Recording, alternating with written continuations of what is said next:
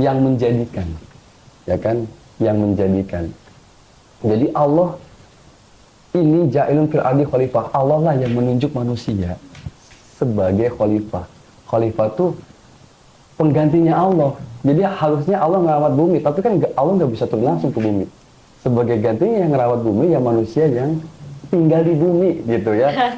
Tinggal di bumi ya wajib menjaga, ya kan, apa yang diamanatkan oleh Allah. Ini saya punya bumi loh, saya nggak bisa ngerawat bumi ini karena emang bumi nggak bisa saya tempati. Nah, kalian saya pilih untuk menempati bumi, plus saya jadikan pengganti saya di bumi untuk melestarikan bumi ini sehingga tetap seperti apa dari awal saya sediakan, gitu kan.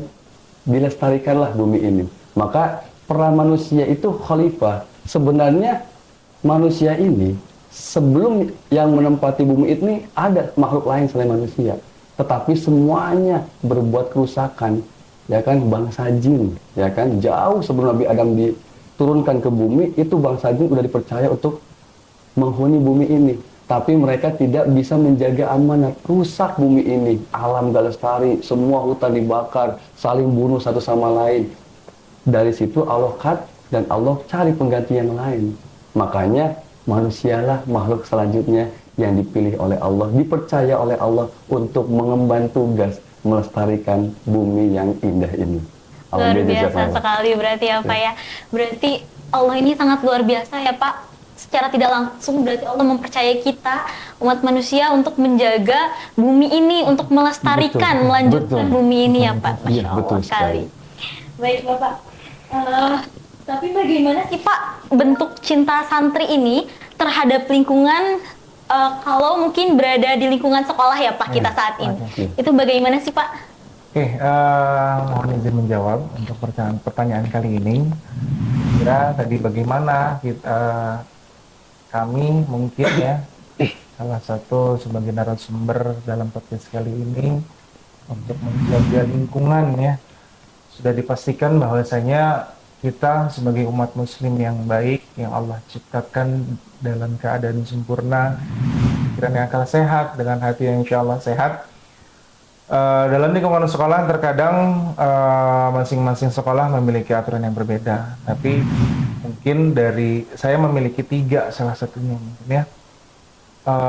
Yang pertama itu bagaimana cara memilah sampah.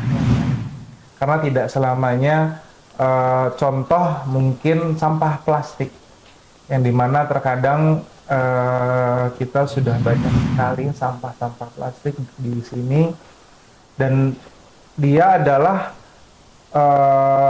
yang susah untuk diurai ya, walaupun sekalipun kita kubur dalam tanah itu akan bertahun-tahun selesainya.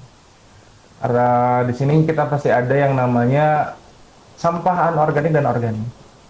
Lalu yang kedua, bagaimana cara kita menjaga lingkungan adalah di setiap saat kita menemukan suatu hal ya, misalkan contoh kita di sekitar sekolah, ini biasanya hal kecil nanti akan berdampak besar ya.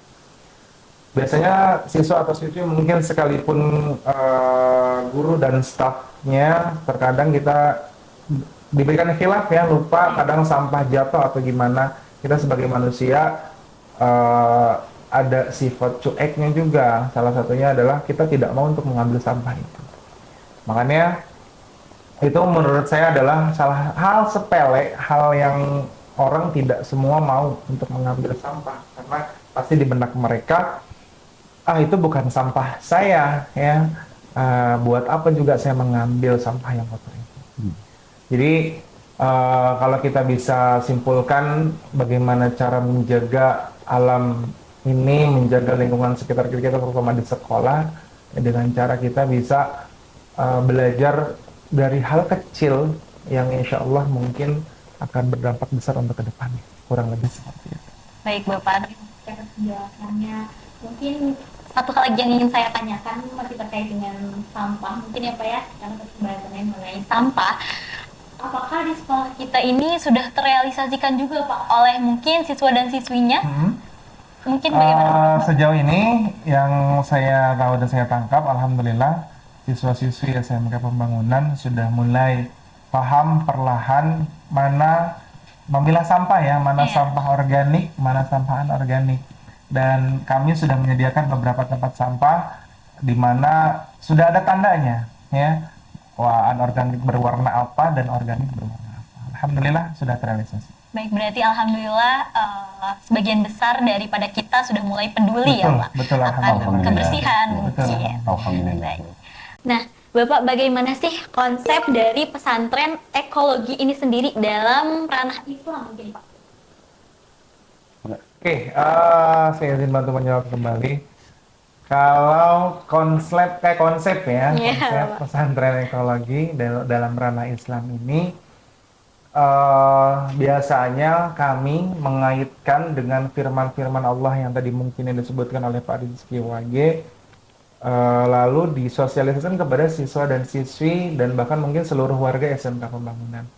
Karena pada dasarnya nggak semua makhluk ya, nggak semua umat manusia itu paham bagaimana keterkaitan ya, bagaimana sebenarnya fungsi antara pada realisasinya dan firman Allah yang semua hal itu padahal ada di Al-Quran, ayat-ayat Al-Quran. Makanya kalau secara konsepnya salah satunya mungkin itu tadi, kita di setiap lingkungan kita harus tahu yang namanya, balik lagi namanya adab ya. Salah satunya mungkin kalau mungkin kita tadi saya bilang di awal, kalau kita melihat sedikit sampah kita ambil lalu kita buang, lalu misalkan ada orang yang membuang sampah mungkin kita tegur ya, dan istilahnya balik lagi ya, percuma kalau kita memiliki ilmu yang pintar ya secara akademis atau non-akademis tapi tidak memiliki adab dimanapun berada, saya yakin orang itu tidak akan bisa berhasil. Makanya kalau secara konsepnya poin besarnya adalah pesantren ekologi ini membuat kita ya sebagai guru selalu bisa mengingat bagaimana seluruh isi alam semesta itu adalah untuk bisa sebagai bentuk syukur kita ya, dan kita sebagai guru pun harus bisa mengingatkan hablum minanas kita sama manusia, dan ini sebagai bentuk salah satu hablum minallah kita, bentuk lagi-lagi sebagai bentuk penghambaan kita sebagai hambanya Allah untuk selalu beribadah. Berarti luar biasa sekali ya Pak. Salah satu sekolah kita tentunya bisa menerapkan Ya. pesantren ekologi ini. Betul, alhamdulillah. Ya, Dan disyukuri semoga berarti. juga didampingi atau dijalankan Ya. juga berdasarkan sesuai adab ya Pak. Betul, Ya. betul. Karena ada pepatah juga mengatakan ya Pak ya, adab lebih penting daripada ilmu ya Pak ya. Jadi segala sesuatu memang perlu untuk diseimbangkan ya Pak ya. Betul, betul. Baik Bapak. Nah Pak, mungkin ada nggak sih Pak contoh dari teladan Rasulullah dalam menjaga lingkungan itu?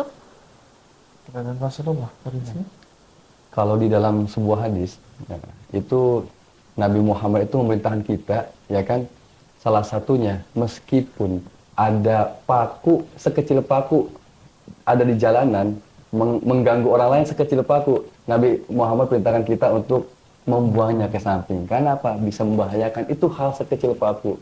Belum hal-hal yang berkaitan dengan kebersihan. An-nadhafatu minal iman. Kebersihan sebagian dari iman. Termasuk Nabi mencontohkan apa?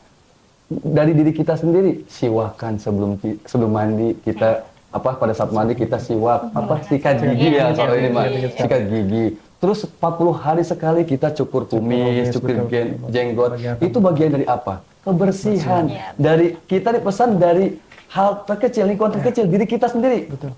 Sesuai dengan surat At-Tahrim ayat 6, ya ayyuhalladzina amanu qu anfusakum wa ahlikum nar.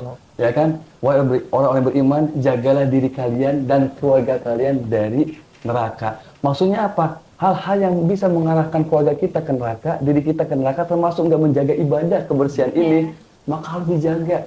Sebelum kita menjaga kebersihan di lingkungan yang lebih luas, alam, kita harus peduli juga terhadap lingkungan yang lebih kecil, yaitu diri kita sendiri dan keluarga kecil kita. Jangan sampai kita peduli sama alam, tapi sama diri dan keluarga kita, kita tidak peduli. Itu salah besar. Karena pesan dari Allah apa? pesan dari Allah, jagalah diri dan keluarga kalian dulu dari api neraka. Setelah itu lingkungan silakan kalian jaga. Masya Allah, luar biasa. Masya Allah, luar biasa sekali Bapak.